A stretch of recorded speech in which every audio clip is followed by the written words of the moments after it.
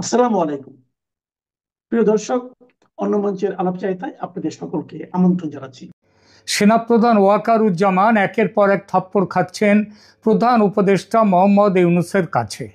বাংলাদেশের সেনাবাহিনীর নামের আগে দেশপ্রেমিক বলে একটি বিশেষণ ব্যবহার চলে আসছে বহু বছর ধরে, কিন্তু গত 15-16 মাস ধরে এই দেশপ্রেমিকদের এবং বিশেষ করে সেনাপ্রধানের দেশপ্রেমের নমুনা দেখে এই বিশেষণটি আর ব্যবহার করা যাবে কিনা ভবিষ্যতে, সেটা নিয়ে বড়সড় প্রশ্ন তোলা যেতেই পারে। এখনকার আলোচনা এই বিষয়টি নিয়ে। কেন সে কথা বলি। বাংলাদেশের সেনাপ্রধান জেনারেল ওয়াকারুজ্জামান 2025 সালের মে মাসে প্রকাশ্যে যে 3টি উচ্চকণ্ঠ দাবি করেছিলেন সেগুলো হলো ডিসেম্বর 2025-এর মধ্যে নির্বাচন চাই, 1 নম্বর। 2 নম্বর, নির্বাচিত সরকারি কেবল চট্টগ্রাম বন্দর লিজ বা মানবিক করিডোরের মতো নীতিগত সিদ্ধান্ত নিতে পারে। এবং 3 নম্বর, সরকারের এসব ক্ষেত্রে সব সিদ্ধান্তের পূর্ণ তথ্য সামরিক বাহিনীকে জানিয়ে রাখতে হবে, কারণ এই সেনাবাহিনী তো মোহাম্মদ ইউনূসকে এবং নতুন সরকারকে ক্ষমতায় বসিয়েছিল। তাই সেনাবাহিনীকে অন্ধকারে রেখে কোনো সিদ্ধান্ত নেওয়া চলবে না। এই 3টি দাবি বা হুমকির একটিও মোহাম্মদ ইউনূসের অন্তর্বর্তী সরকার মানেনি। তবুও নভেম্বর 2025 পর্যন্ত ওয়াকার নিজের আগের কঠোর ভাষার পুনরাবৃত্তি আর করেননি, কোনো চ্যালেঞ্জ দেননি এবং এপিএম টার্মিনালস, মেডলগ এসে এর সঙ্গে বন্দর চুক্তি সই হয়ে যাওয়া, ডিপি ওয়ার্ল্ড নিয়ে সরকারের ডিসেম্বরে চূড়ান্ত সিদ্ধান্ত করার পরিকল্পনা, এসব নিয়ে প্রকাশ্য প্রতিবাদ বা আপত্তি জানানো তো দূরের কথা, মৌনং সম্মতি লক্ষণং নীতি অনুসরণ করে বিরোধিতা তো দূরের কথা, উল্টে সরকারের সব সিদ্ধান্তে নীরব এবং কখনো কখনো সরব সমর্থন দিয়ে যাচ্ছেন জেনারেল ওয়াকারুজ্জামান।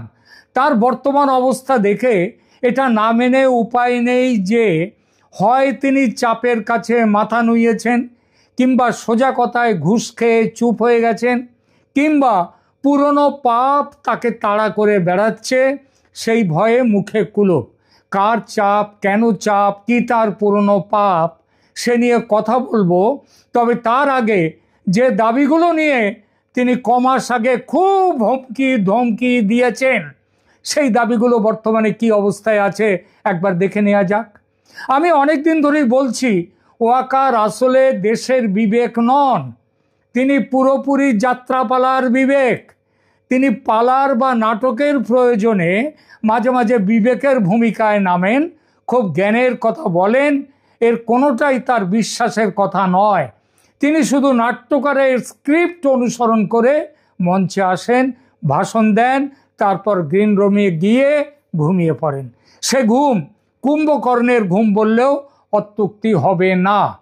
তার এই নীরবতা, ঘুমিয়ে পড়া, হঠাৎ জেগে ওঠা এবং হুমকি ধমকি দিয়ে তারপর চুপ করে থাকার রাজনীতি নিয়ে বাংলাদেশের রাজনৈতিক পর্যবেক্ষক, বুদ্ধিজীবী এবং জনমানসে সেনাবাহিনীর প্রাতিষ্ঠানিক বিশ্বাসযোগ্যতা, যাকে বলা হয় ইনস্টিটিউশনাল ক্রেডিবিলিটি, ও তার ব্যক্তিগত ভাবমূর্তি নিয়ে তীব্র প্রশ্ন উঠেছে সেনাবাহিনীর ভূমিকা কি আসলে, সেটা নিয়ে।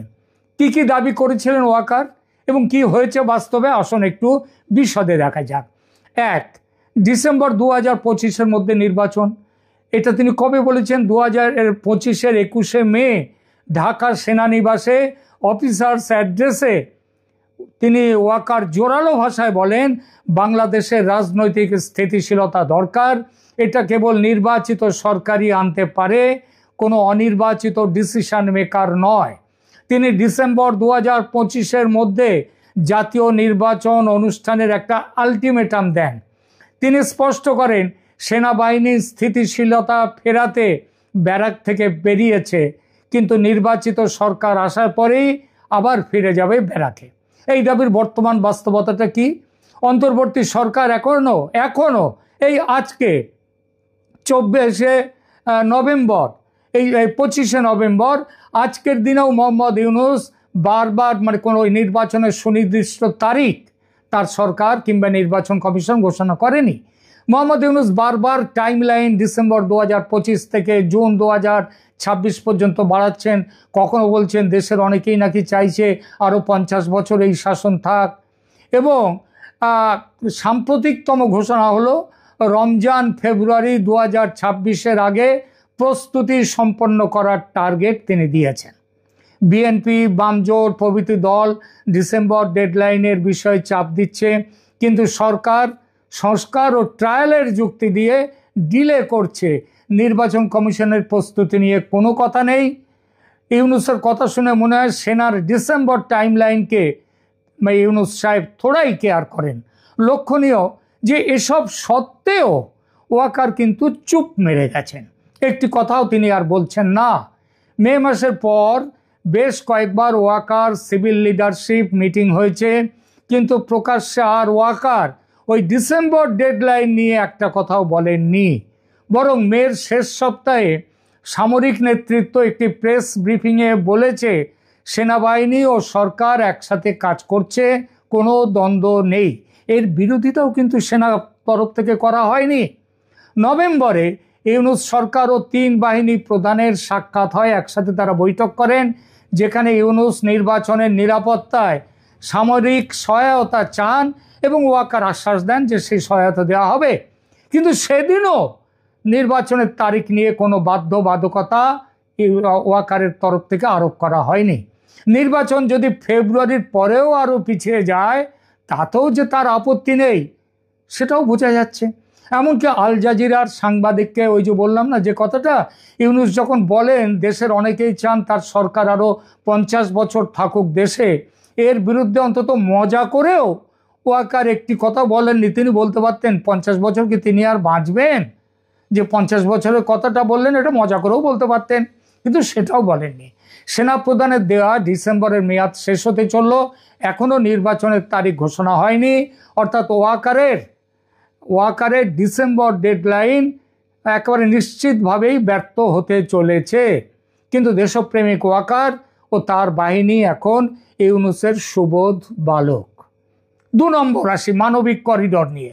মে 2025-এ কোনো ব্লাডি করিডর দেয়া হবে না বলে একেবারে যাকে বলে বিশাল হুমকি দিলেন। তারপরও সরকার এ বিষয়ে প্রক্রিয়া কিন্তু চালিয়ে যাচ্ছে। 21শে মে 2025-এর অফিসার্স অ্যাড্রেসে ওয়াকার অত্যন্ত কঠোর ভাষায় বলেন, নো ব্লাডি করিডর বিজনেস।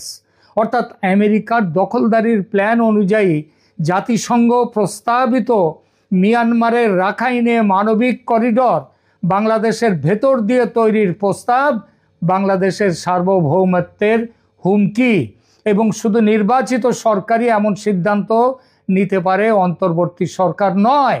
একথা ওয়াকার বলেছিলেন। ওয়াকার বলেছিলেন সেনাবাহিনী এমন কিছু হতে দেবে না যা দেশের সার্বভৌমত্ব ও স্থিতিশীলতা ক্ষতিগ্রস্ত করে। কিন্তু সরকার কি করছে? অন্তর্বর্তী সরকারের national security adviser Khalilur Rahman এবং foreign affairs adviser Touhid Hossain প্রথমে করিডর নিয়ে জাতিসংঘের সাথে আলোচনায় রাজি ছিলেন। ওয়াকারের প্রকাশ্য বিরোধিতার পর সরকার করিডরের ন্যারেটিভ পাল্টে বলে এটা তো করিডর নয়, এটা হিউম্যানিটেরিয়ান চ্যানেল। অর্থাৎ এইটা মানুষকে সাহায্য করার জন্য একটা রাস্তা। এই ধরনের শব্দ পরিবর্তন, যেটাকে বলে সিমেন্টিক জাগলারি, তাতে কোনো নতুন অর্থ আসে না। প্ল্যান একই থাকে, ফন্দিটা একই থাকে। বর্তমান পরিস্থিতি করিডরের কি? এই নভেম্বরে করিডর প্রজেক্ট বাস্তবায়িত হয়নি, তবে মার্কিন সেনা এসে ঘাঁটি গেড়েছে, যেটা তাদের পরিকল্পনা ছিল। আমেরিকা বা জাতিসংঘ বা বাংলাদেশ সরকার এই প্রস্তাব পুরোপুরি প্রত্যাহার করেছে এমন ঘোষণাও নেই। বিষয়টি একরকম ঝুলে আছে। তবে তলে তলে কাজ যে চলছে সেটা চুক্তির আগেই আমেরিকান সেনার উপস্থিতি বুঝিয়ে দেয়।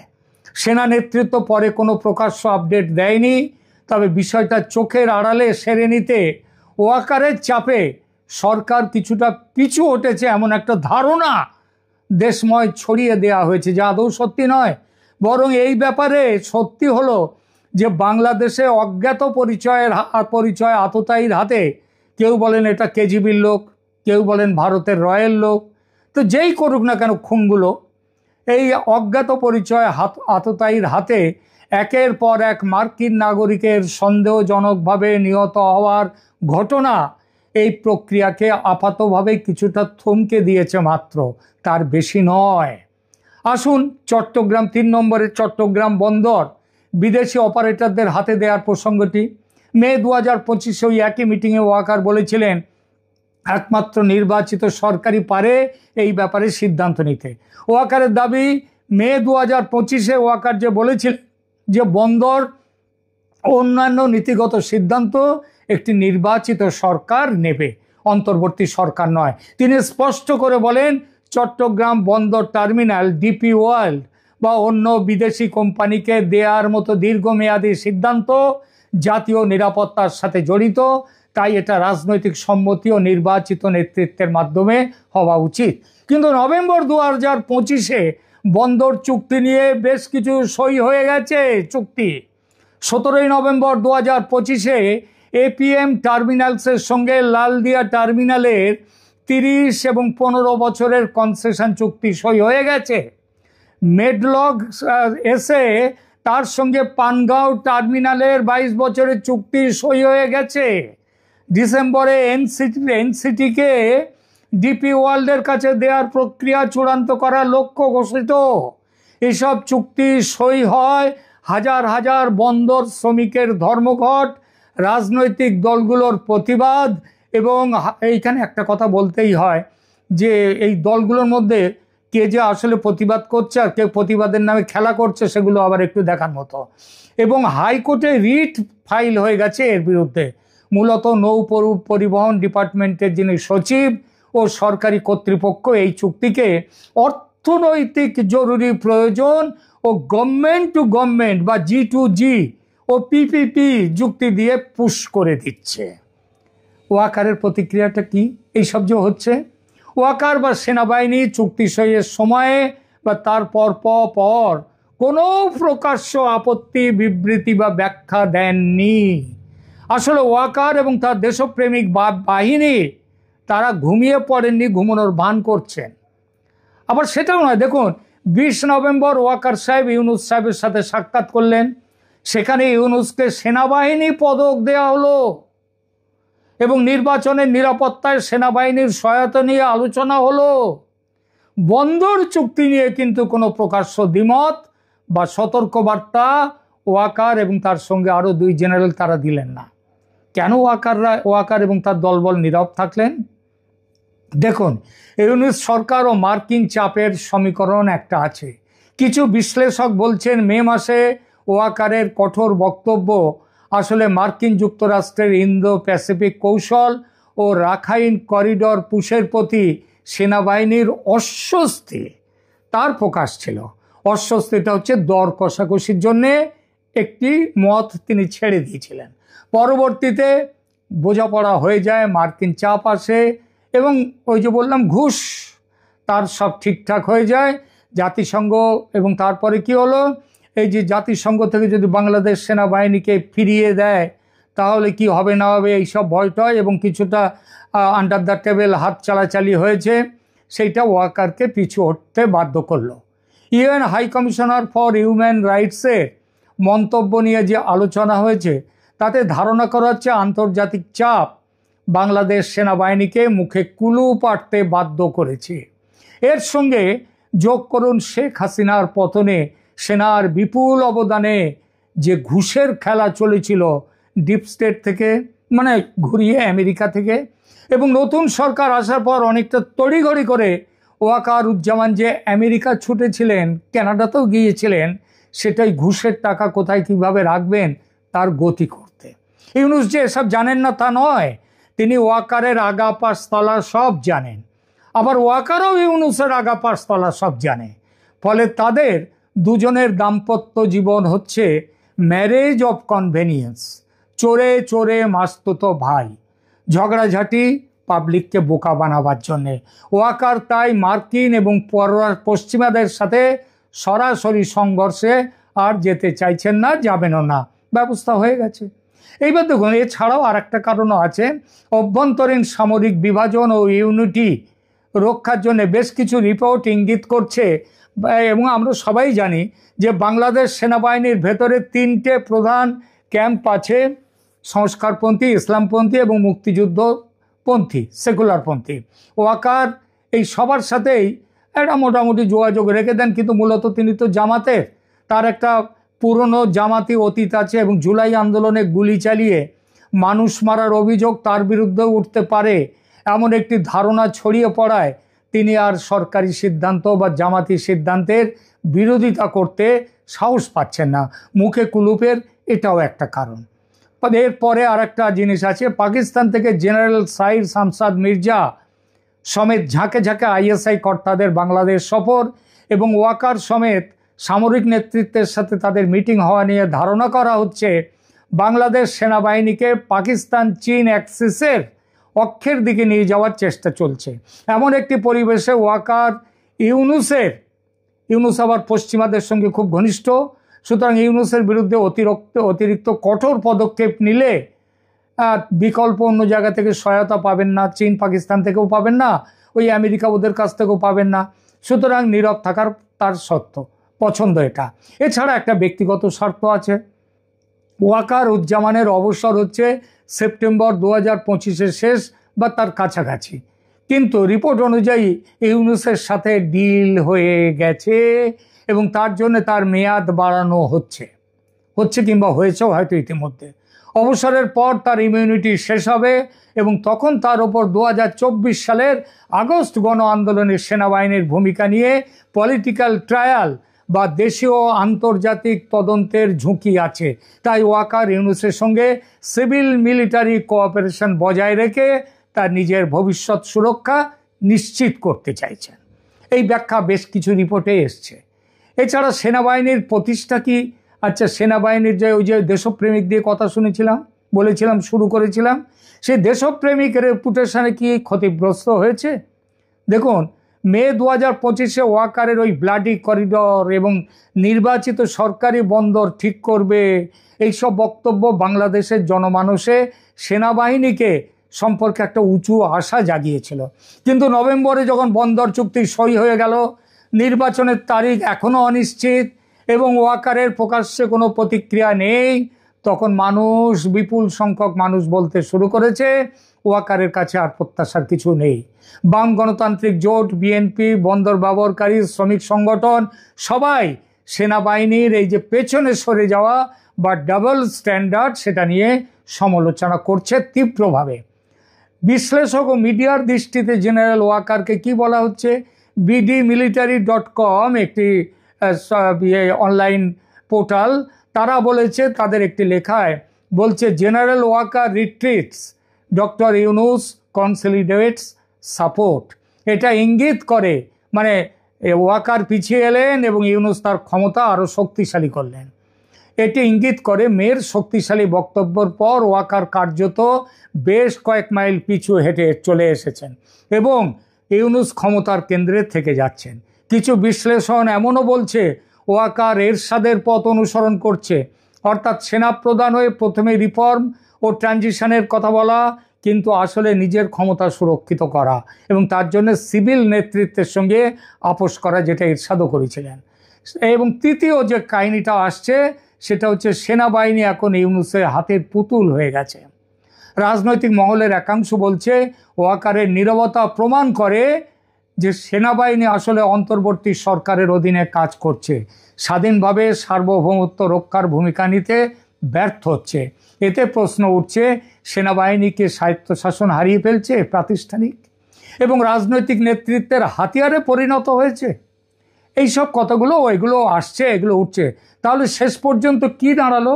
বাংলাদেশের গর্বের দেশপ্রেমিক সেনাবাহিনী আসলে বর্তমানে দেশদ্রোহী সেনাবাহিনী এবং সেই সেনাবাহিনীর প্রধান হিসেবে জেনারেল ওয়াকার উজ্জামান ইতিহাসে পরিচিত হবেন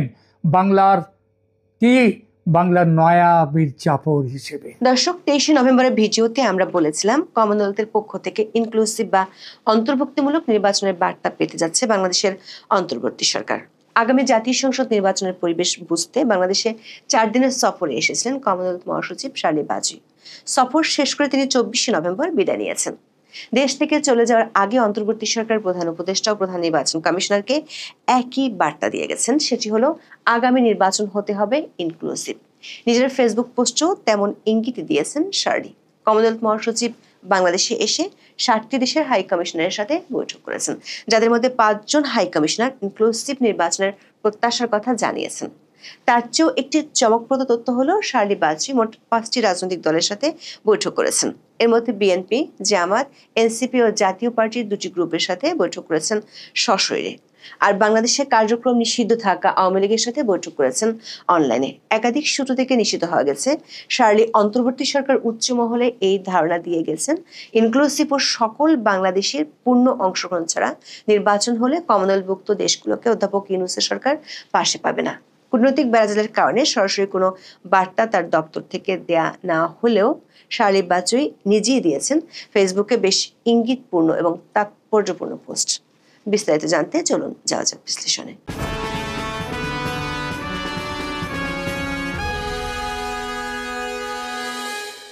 কমনওয়েলথ মহাসচিব শার্লি বাজীর এটাই প্রথম বাংলাদেশ সফর। তার দপ্তর থেকে 19শে নভেম্বর এ নিয়ে বিবৃতি দেওয়া হয়। বাংলাদেশে এসে প্রথম 2 দিন গোপনেই সারেন বেশ কিছু বৈঠক। 23শে নভেম্বর থেকে তিনি প্রকাশ্যে বৈঠক করা শুরু করেন। প্রায় সবগুলো বৈঠক নিয়ে তিনি নিজের ফেসবুক পেজে ছবি সহ পোস্ট দেন। এর মধ্যে বাংলাদেশের আগামী নির্বাচন এবং বর্তমান রাজনৈতিক প্রেক্ষাপটকে ঘিরে 4টি পোস্ট বেশ ইঙ্গিতপূর্ণ। শার্লির দপ্তরের সূত্রগুলো বলছে, আগামী নির্বাচন কেমন হতে পারে, দেশের মানুষ ও রাজনৈতিক দলগুলো কি চায় সেটি বুঝতে বাংলাদেশে এসেছিলেন শার্লি। 24শে ডিসেম্বর যমুনায় প্রধান উপদেষ্টা ডক্টর মোহাম্মদ ইউনূসের সঙ্গে বৈঠক করেন তিনি। প্রধান উপদেষ্টার কার্যালয়ের এক বিজ্ঞপ্তিতে জানানো হয়, আলোচনায় ফেব্রুয়ারিতে জাতীয় নির্বাচন সুষ্ঠুভাবে আয়োজনের জন্য কমনওয়েলথের পূর্ণ সহায়তা চান ডক্টর মোহাম্মদ ইউনূস। বিজ্ঞপ্তিতে বলা হয়, গণতান্ত্রিক উত্তরণ এবং আসন্ন জাতীয় নির্বাচন উভয় ক্ষেত্রেই বাংলাদেশের অন্তর্বর্তী সরকার কমনওয়েলথের সহযোগিতা চায়। বিজ্ঞপ্তিতে আরো বলা হয়, একটি অবাধ, নিরপেক্ষ, বিশ্বাসযোগ্য, উৎসবমুখর নির্বাচন আয়োজনের জন্য অন্তর্বর্তী সরকারের প্রতিশ্রুতি পুনর্ব্যক্ত করেন প্রধান উপদেষ্টা। দর্শক, এ তো গেল বাংলাদেশ সরকারের বিজ্ঞপ্তি। দেখে আসি শার্লি বাজী কি বলেছেন। বাংলাদেশের প্রধান উপদেষ্টার সাথে সাক্ষাতের পর শার্লি 2 লাইনের একটি পোস্ট দেন, যাতে ছিল 4টি ছবি। সেই পোস্টের প্রথম লাইনে কমনওয়েলথ মহাসচিব আন্তরিক আতিথেয়তার জন্য বাংলাদেশের অন্তর্বর্তী সরকার প্রধান উপদেষ্টা মোহাম্মদ ইউনূস ও দেশটির জনগণের প্রতি কৃতজ্ঞতা জানিয়েছেন। তার এই পোস্টের সবচেয়ে গুরুত্বপূর্ণ হলো দ্বিতীয় লাইনটি। তিনি সেখানে বলেছেন, অধ্যাপক ইউনূসের সাথে বৈঠকে বাংলাদেশের জাতীয় পথ চলা নিয়ে আলোচনা করেছেন। সকলের জন্য একটি ইনক্লুসিভ বা অন্তর্ভুক্তিমূলক, জাস্ট বা ন্যায়সঙ্গত এবং সমৃদ্ধ ভবিষ্যৎ তৈরিতে কমনওয়েলথের সাপোর্ট নিয়ে আলোচনা করেছেন। দর্শক, প্রধান উপদেষ্টার দপ্তর থেকে দেয়া বিজ্ঞপ্তিতে অবাধ, নিরপেক্ষ, বিশ্বাসযোগ্য, উৎসবমুখর নির্বাচনের কথা বলা হয়েছে। অন্যদিকে কমনওয়েলথ মহাসচিব নিজের পোস্টে ইনক্লুসিভ, ন্যায়সঙ্গত এবং বাংলাদেশের মানুষের সমৃদ্ধ ভবিষ্যতের কথা বলেছেন। গত কয়েক মাস ধরে ইনক্লুসিভ নির্বাচনের তর্ক বেশ জমে উঠেছে। আবার বাংলাদেশের সাবেক প্রধানমন্ত্রী শেখ হাসিনার ফাঁসির দণ্ডের পর ন্যায় বিচারের ইস্যুটি সামনে এনেছে আন্তর্জাতিক মানবাধিকার সংস্থাগুলো। সূত্রগুলো বলছে, এমন প্রেক্ষাপটে শার্লি বাজীর ইনক্লুসিভ ও ন্যায়সঙ্গত বাংলাদেশের প্রসঙ্গ উল্লেখ করে পোস্ট দেয়া যথেষ্ট ইঙ্গিতপূর্ণ। দর্শক, শার্লি বাজী আরও একটি পোস্টে ইনক্লুসিভ শব্দটির উপর জোর দিয়েছিলেন। 23শে নভেম্বর তিনি প্রধান নির্বাচন কমিশনের সাথে বৈঠকের ছবি পোস্ট করেন। সে পোস্টে তিনি আসন্ন সাধারণ নির্বাচনের প্রস্তুতি সম্পর্কে জানানোর জন্য প্রধান নির্বাচন কমিশনার এএমএম নাসিরউদ্দিনকে ধন্যবাদ দেন। এরপরে লেখেন, একটি অন্তর্ভুক্তিমূলক ও বিশ্বাসযোগ্য প্রক্রিয়ার গুরুত্ব এবং সকল বাংলাদেশের পূর্ণ অংশগ্রহণের সুবিধার্থে কমনওয়েলথ কিভাবে সহায়তা করতে পারে তা নিয়ে আলোচনা করেছেন প্রধান নির্বাচন কমিশনারের সাথে। দর্শক, খেয়াল করে দেখুন, শার্লি ইনক্লুসিভ শব্দটি ব্যবহার করেছেন 2টি পোস্টে। একটি প্রধান উপদেষ্টার সাথে বৈঠকে, আরেকটি প্রধান নির্বাচন কমিশনারের সাথে বৈঠকের পোস্টে। প্রধান নির্বাচন কমিশনের সাথে বৈঠকের পোস্টে তিনি সুনির্দিষ্টভাবে লিখেছেন, আগামী নির্বাচনে সকল বাংলাদেশের পূর্ণ অংশগ্রহণ নিয়ে তারা আলোচনা করেছেন। ইসির সাথে বৈঠকের খবরটি বাংলাদেশের গণমাধ্যমে প্রকাশিত হয়েছে। সেসব খবরে বলা হয়েছে, আলোচনায় শার্লি বাজী ত্রয়োদশ জাতীয় সংসদ নির্বাচনকে সামনে রেখে সিইসিকে মানুষের আস্থা অর্জনের পরামর্শ দেন। বৈঠক শেষে ইসি সচিবের কথায় বোঝা যায়, নির্বাচনে কমনওয়েলথের সহায়তার বিষয়টিতে অস্পষ্টতা এখনো কাটেনি। আলোচনায় কমনওয়েলথ মহাসচিব বলেন, নির্বাচনী ব্যবস্থার প্রতি মানুষের আস্থা অত্যন্ত গুরুত্বপূর্ণ, এজন্য প্রচার প্রচারণা চালানো জরুরি। ইসি সচিব জানান, কমনওয়েলথ প্রয়োজন হলে সহযোগিতার জন্য প্রস্তুত, তবে এখনো পর্যবেক্ষক দলের সংখ্যা বা পাঠানোর সময় বিষয়ে কিছু নির্দিষ্ট হয়নি। প্রবাসী পর্যবেক্ষকরাও নির্বাচন পর্যালোচনা করে তাদের অবস্থান জানাবেন। দর্শক, অবাক করা তথ্য হলো, শার্লি বাংলাদেশে কার্যক্রম নিশ্চিত থাকা আওয়ামী লীগের সাথেও বৈঠক করেছেন। শার্লি বাজরি বাংলাদেশ ছাড়ার আগে সবশেষ বৈঠক করেছেন বাংলাদেশের ইউএনডিপির আবাসিক প্রতিনিধি স্টিফেন ডিলারের সাথে 24 নভেম্বর। এর আগে তিনি বৈঠক করেন আইন উপদেষ্টা আসিফ নজরুল এবং পররাষ্ট্র উপদেষ্টা মোহাম্মদ তৌহিদ হোসেনের সাথে। 23 নভেম্বর তিনি নিজের ফেসবুক পোস্টে বাংলাদেশের কয়েকটি রাজনৈতিক দলের সাথে বৈঠকের ছবি পোস্ট করেন। জানান, তিনি বাংলাদেশের সকল রাজনৈতিক দলগুলোর সাথে বৈঠক করেছেন। লেখেন, এই দলগুলো থেকে একটি শান্তিপূর্ণ, বিশ্বাসযোগ্য ও অংশগ্রহণমূলক নির্বাচনের গুরুত্বের কথা শুনেছেন, যেটি কমনওয়েলথ চার্টারে বলা আছে। দর্শক, শার্লির পোস্টে যেসব রাজনৈতিক দলগুলোর সাথে বৈঠকের ছবি দেওয়া আছে সেগুলো হলো বিএনপি, জামায়াত ইসলামী, জাতীয় পার্টির দুটি গ্রুপ এবং এনসিপি। তবে একটি ছবিতে কোনো রাজনৈতিক দলকে দেখা যাচ্ছে না, সেখানে দেখা যাচ্ছে শার্লি বাজরি ল্যাপটপের সামনে বসে আছেন। কমনওয়েলথ সচিবালয়ের একাধিক সূত্র থেকে আমরা নিশ্চিত হয়েছি, অনলাইনে আওয়ামী লীগ নেতাদের সাথে 22 নভেম্বর সন্ধ্যায় বৈঠক করেছেন কমনওয়েলথ মহাসচিব। সাবেক প্রধানমন্ত্রী শেখ হাসিনার ছেলে সজীব জয়ের সাথে এই বৈঠক হয়। জানা গেছে, আওয়ামী লীগের পক্ষ থেকে ইনক্লুসিভ নির্বাচনের কথা তুলে ধরা হয়। 23 নভেম্বর জাতীয় নির্বাচন নিয়ে জাতীয় পার্টির একাংশের চেয়ারম্যান আনিসুল ইসলাম মাহমুদের সঙ্গে বৈঠক করেন কমনওয়েলথ মহাসচিব। হোটেল ইন্টারকন্টিনেন্টালে এই বৈঠকে জাতীয় পার্টির এই অংশের পক্ষ থেকে পরিষ্কার কিছু বার্তা দেওয়া হয়। আনিসুল ইসলাম মাহমুদ জানান, নির্বাচনের জন্য লেভেল প্লেইং ফিল্ড নেই। জাতীয় পার্টির নেতাদের বিরুদ্ধে মিথ্যা মামলা প্রত্যাহার করা হয়নি। নির্বাচনের আগে মামলা প্রত্যাহার করা না হলে তারা কোনোভাবেই নির্বাচনে অংশ নেবেন না। আবার জিএম কাদেরের নেতৃত্বে জাতীয় পার্টির অপর অংশটির সাথেও বৈঠক করেন কমনওয়েলথ মহাসচিব। একই দিনে বিএনপির সঙ্গেও আলোচনা করেন শার্লি বাজরি। বিএনপির পক্ষ থেকে নেতৃত্ব দেন দলের স্থায়ী কমিটির সদস্য আমির খসরু মাহমুদ চৌধুরী। পরে আমির খসরু সাংবাদিকদের বলেন, জাতীয় নির্বাচনে ভোটাধিকার নিশ্চিত করা, রাজনৈতিক দলগুলোর ভূমিকা, আইন শৃঙ্খলা বাহিনীর অবস্থান সহ নানা বিষয়ে আলোচনা হয়েছে। নির্বাচন যাতে শান্তিপূর্ণভাবে হয় সে প্রত্যাশাও জানানো হয়। কমনওয়েলথ মহাসচিব 23 নভেম্বর জামাত নেতাদের সঙ্গেও আলোচনা করেন। হোটেল ইন্টারকন্টিনেন্টালে বৈঠকে জামাতের সেক্রেটারি জেনারেল মিয়া গোলাম পরোয়ার সহ 5 নেতা অংশ নেন। পরে জামাতের সংবাদ বিজ্ঞপ্তিতে জানানো হয়, বৈঠকে আসন্ন নির্বাচনে অবাধ, সুষ্ঠু, গ্রহণযোগ্য ও ভয়মুক্ত পরিবেশে হওয়ার প্রয়োজনীয়তা নিয়ে বিস্তারিত আলোচনা হয়। জনগণের ভোটাধিকার নিশ্চিত করা, গণতান্ত্রিক ও সাংবিধানিক প্রতিষ্ঠানকে শক্তিশালী করা, সব দলের জন্য লেভেল প্লেইং ফিল্ড নিশ্চিত করা, মানবাধিকার ও আইন শৃঙ্খলা পরিস্থিতি উন্নয়ন নিয়েও কথা হয়েছে। সূত্রগুলো বলছে, 23 নভেম্বর শার্লি বাজরি তার সফরের অন্যতম গুরুত্বপূর্ণ বৈঠকটি করেন 7টি দেশের হাই কমিশনারের সঙ্গে। দেশগুলো হলো যুক্তরাজ্য, কানাডা, ভারত, শ্রীলঙ্কা, পাকিস্তান, মালদ্বীপ এবং মালয়েশিয়া।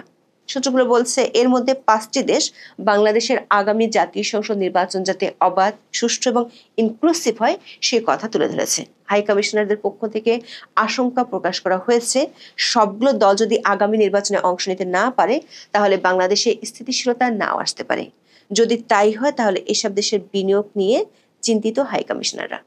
সূত্রগুলো বলছে, 7টি দেশের হাই কমিশনারের সঙ্গে একত্রে বৈঠক করলেও অল্প সময়ের জন্য শার্লি প্রভাবশালী 3টি দেশের হাই কমিশনারের সাথে আলাদাভাবে কথা বলেছেন।